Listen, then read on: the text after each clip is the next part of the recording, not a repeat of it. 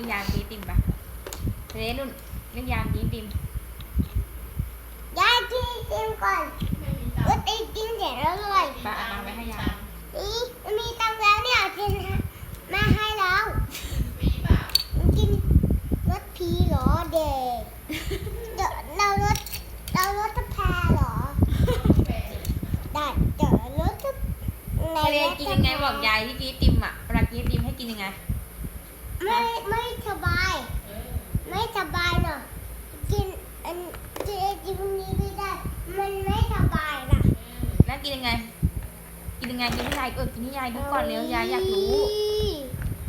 เร็วสิเป็นไงแม่ไม่เล่นด้วยแล้วกินยังไงบอกก่อนแม่ไม่เล่นแล้วแม่ไม่ซื้อแล้วพ่อไม่ต้องไปเล่นด้วยหรอกยายช่วยแบบนี้ได้กินไอติมยังไงล่ะเมื่อกี้กินด้วยให้ยายดูดิกินยังไงลูกอะไรแบบนี้อย่างนี้เขาไม่เรียกกินแล้วเขาเรียกเลียแล้วเมื่อกี้แบบนี้กินแบบนี้มีอะไรขายบ้างอ่ะมีอะไรขายบ้างเอ้ยที่ขี้ด้วยนะเนี่ยพ่อค้าเนี่ยอะไรอ่ะเห็นไหมนี่พ่อค้ามีที่ขี้ไม่กินด้วยเนี่ยที่ขี้ของเนี่ยนี่ของน้องหลับยังดูดิ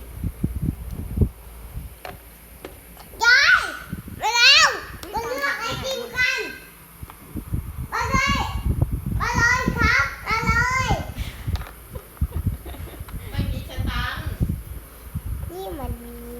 เอาเข็นไปมันมีนี่เอ้ยเข็นดีๆดิพ่อค้าเข็นไปนี่เราติดเตียงมา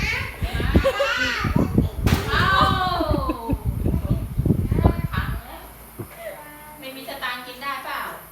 ลองกินได้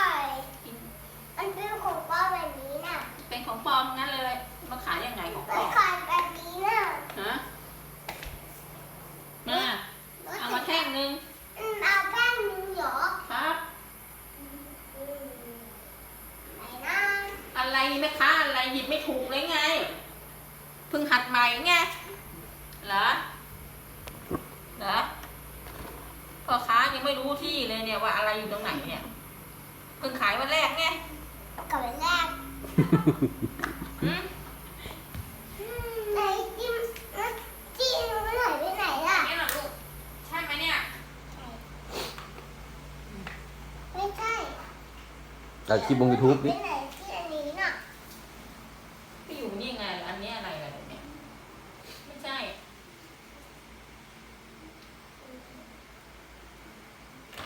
ไหนพ่อกินหน่อยสิไอติมอ่ะรสชาติเป็นไงหน่อยดูดิเชิญเลยครับนายสุดนี่มั้งนี่ตามไหมที่เรียกตามเนี่ย